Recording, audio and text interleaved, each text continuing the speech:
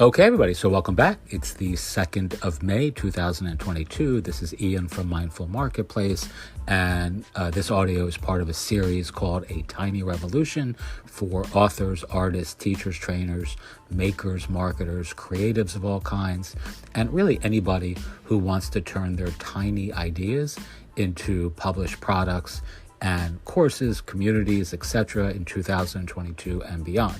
So today we're going to look at something that kind of has a bad reputation, but is actually a really fun way. Let me start that again. It has a bad reputation in the circles in which I travel, which is kind of, sort of looks at the kind of infomercial-esque nature of lots of online marketing initiatives and, kind of endeavors as cheesy or lowbrow or silly and kind of not to be emulated. But I'm going to share with you an approach that I think is really helpful for me. I'm probably cheesier than most of the folks in my circle anyway, but where you actually come up with a hook that can be the foundation or the linchpin for whatever it is that you're writing, teaching, creating, or putting out into the world in an ethical and really valuable way. So we're going to look at a couple of hooks, and I think that I'm going to read some that I have written down here just for example purposes, and then we're going to go through the process of maybe having you create your own hook that you can turn into a book and then use that book to build a brand and a business and, again, hopefully your bank account to boot in really, really short order, like 30 days or less. This is going to be a cohort we're launching in the next week or so. We'll be doing one of these a month for the foreseeable future. So if you're interested in writing a book and using this sort of approach, and want to work in a very small cohort setting to actually get your content published, this is a great opportunity to do that. So, that you can sign up for at the link below. There'll be a link in our community as well as on YouTube where these get automatically published. So if you're interested in checking that out, feel free to click away and you can learn more about that below. All right, so let's look really quickly at the hook approach. So here are a couple simple hooks that you can formulate for yourself, with this sort of model. So what if I told you that writing a bestseller was a scam? What if I told you that selling a bunch of books wasn't the goal? What if I told you that making your book more expensive and selling less books will make you far more money? What if I told you that you can be a bad writer and it's not a liability? What if I told you that you could write a book that changes the world in a short weekend?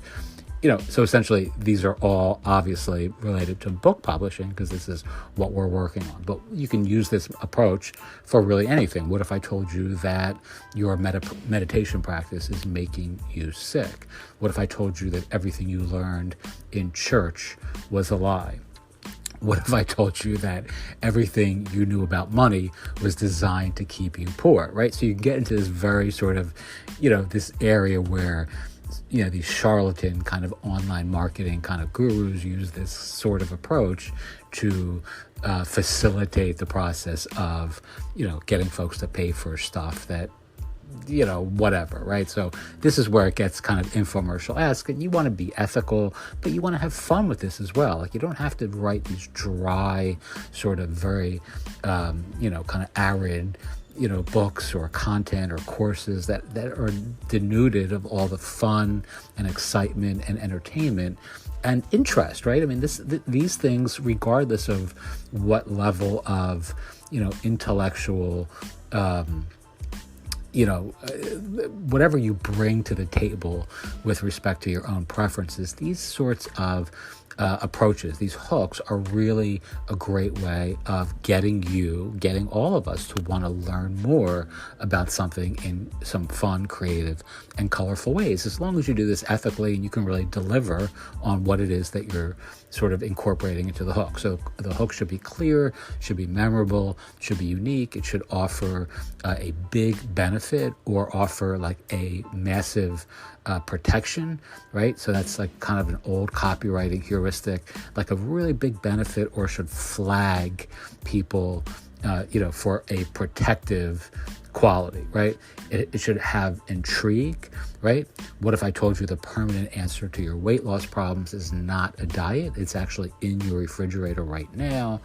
What if I told you that a one-night ceremony with this terrible tasting plant could do more for your mental health in 8 hours than 40 years of expensive therapy? What if I told you that the real counterintuitive secret to getting rich from your book is to charge more and sell less, right? I mean, all these things are, just little fun ways of playing with a core idea and packaging it or presenting it in, a way that actually encourages intrigue, let's say. All right. So, what is your unique perspective? A hook should be clear. It should be memorable. It should be valuable. It should in some way represent or reflect your secret sauce, right? What makes you a wizard? What gives you superpowers? Like, incorporate this into your hook, right? Author landing pages that double conversions delivered in 3 days flat, right? That could be a offer, right, that you're making to authors. This is actually something that I'd written a while ago for an author-oriented landing page where you're actually saying, what if that $3,000 you spent on that beautiful, WordPress site for your book launch is actually suppressing sales or is actually making you look less credible rather than more, right? And a hook should have, it should have some sort of familiarity where you're actually capturing mind space, right? Mental real estate. Again, some of these ideas aren't mine. They're things that I've just gleaned over the years. Like how, whatever it may be that the product represents, it has some sort of representation in the sort of zeitgeist or the cultural conversation, right? Where folks identify your hook with your brand, right? So for an example, TM or Transcendental Meditation, people think about mantra meditation and they often think it's TM, right? So I've had conversations with people where I've talked about a mantra meditation practice and they're like, oh, you do transcendental meditation. I mean, it's not, right? But there's a mental space where that sort of idea lands in people's minds that they actually associate that with TM, right?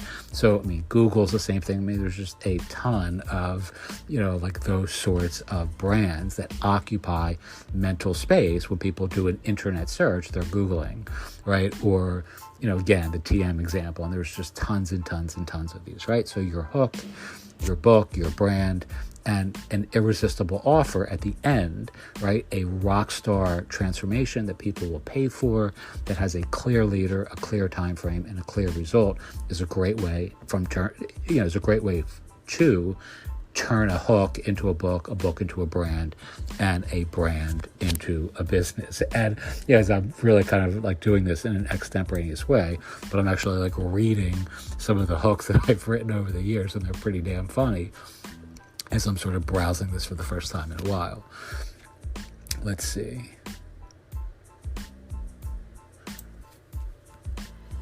And there's some interesting things here that I'm not going to get into much in this particular audio, but that are worth thinking about when it comes to actually like taking things that you're passionate about, that you love, that you're interested in, and turning them into a business. I remember, and again, I'm looking at this and just sort of extrapolating some of this in real time as I'm trying to, not make this drone on too far. But I remember working with the Tony Robbins group like years ago when I don't know if this is even still around, but it was the Robbins Madonnas coaching platform, right? So they were teaching people how to be coaches using this process, that it was called strategic intervention, I believe. And Chloe Madonna is a very well-known family therapist, counselor, and Tony Robbins obviously is Tony Robbins, and they were combining their sort of intellectual lives in a way to offer these coaching programs. But there's a lot of cheese involved in that as well. Like Tony Robbins is probably a great guy, but he's also quite cheesy and quite hyperbolic and all that stuff. But one of the things that I found really interesting when I was an affiliate for them, and one of the things that I found very interesting about one of the teaching, kind of ideas behind their strategic intervention offer for coaches was, if you have one core idea, you have a book. And if you have three, you have a business. Like if you have one sort of thing that's kind of unique to you, or your thing, or your unique spin on a thing, you can write a book. And if you have three of these, that's all you need to have a business. And I remember hearing that. I was living in the Florida Keys at the time. And I remember thinking it was sort of, hyperbolic, or kind of, infomercial-esque, and they were selling this coaching program. Therefore, it was, kind of their way of getting people to pay and sign up, because they were inspiring people to think they could build a business with three simple ideas. But I've really found that's really actually quite true, like over the years. Like, you don't need to master much to be a thought leader, or a, quotes, guru, or somebody that really can facilitate positive change in the lives of your clients, your community. And often, I think many of us, myself included, spend far too much time trying to learn too many different things, when you can really narrow or winnow down the entire focus of what it is that you do into 1 to 3 things, right?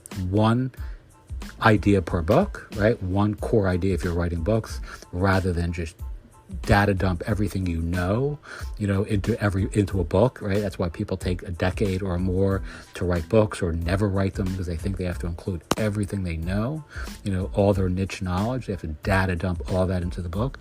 Be very, very focused on one thing and per book. And if you have 3 sort of core interventions that you can offer people that actually are somewhat unique to you, you can turn all of this into a great business as a coach, teacher, leader, somebody who really is facilitating positive change in the world and in the lives of those who are in your orbit, your people you love, your family, your friends, etc., etc.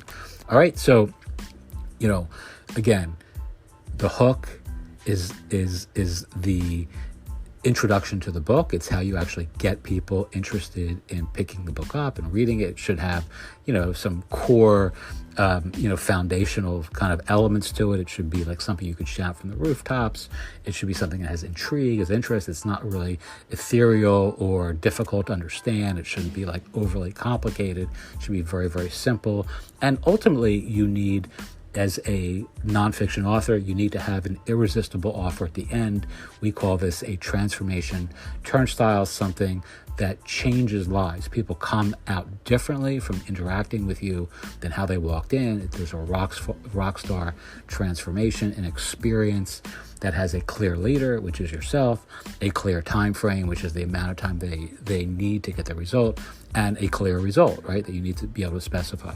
So if you can do this in the service of writing a book, you can do this all in a very non-cheesy, non-infomercial-esque sort of way, and become somebody who really does what you love for a living, if this is what you're aspiring to do.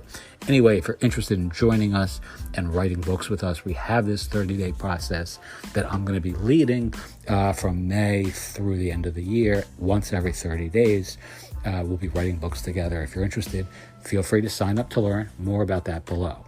Teach what you know, do what you love, wake up the world with your work. As always, thank you so much for listening. And if you have any questions, feel free to reach out, and I'm happy to help. Thanks.